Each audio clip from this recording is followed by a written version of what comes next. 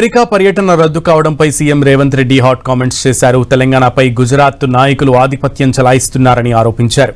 తెలంగాణకు వచ్చే పెట్టుబడులను గుజరాత్కు మళ్లించే ప్రయత్నం చేస్తున్నారని అన్నారు.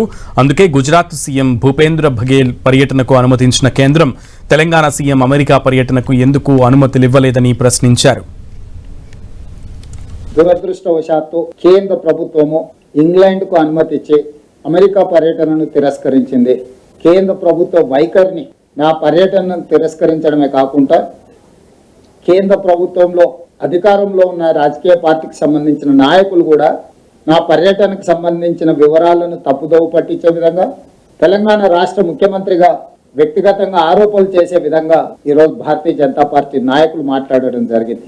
విచక్షణ కోల్పోయి ప్రభుత్వం మీద, అధికారిక పర్యటన మీద అవాస్తవాలను చెప్పడమే కాకుండా ఆరోపణలు చేసి తప్పుదోవ పట్టించే ప్రయత్నం చేసింది. తెలంగాణ రాష్ట్ర ముఖ్యమంత్రికి అనుమతి నిరాకరించడం వ్యక్తిగా రేవంత్ రెడ్డి అనుమతి నిరాకరణ కాదు. ఇది 4 కోట్ల తెలంగాణ ప్రజలకు జరిగిన అవమానము, తిరస్కరణ. ఈ తిరస్కరణకు కారణం గుజరాత్ ఆధిపత్యం. ఈ దేశ ప్రధానమంత్రి ఇంకా గుజరాతీగానే వ్యవహరిస్తున్నాడు తప్ప భారత ప్రధానమంత్రిగా విషయ పరిజ్ఞానంతో ఈ ప్రధానమంత్రి గారు వ్యవహరించడం లేదు.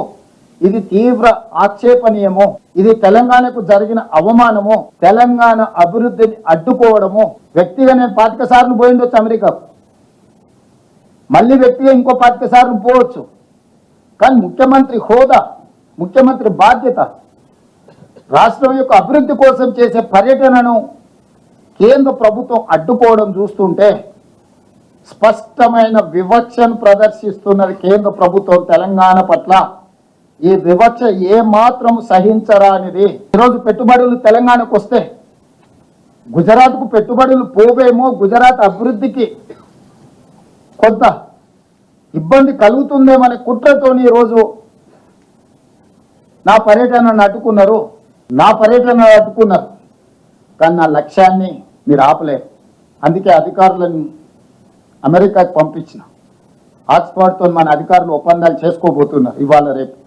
ఇతర యూనివర్సిటీలను కూడా వాళ్ళు సందర్శించి మన ప్రతిపాదనని వాళ్ళ ముందు పెట్టబోతున్నారు. మన రాష్ట్రంలో పెట్టుబడులను ఆకర్షించడానికి అవసరమైన అన్ని ఆహ్వానాలు వాళ్ళు అందజేస్తారు. They got elected from Telangana. People have voted Bharatiya Janata party in Telangana. They have given 8 parliament seats. They are enjoying that position. In other way, they are refusing to take up issues in Lok Sabha or in the government of India. So here, my point is, it is very simple. This is discrimination.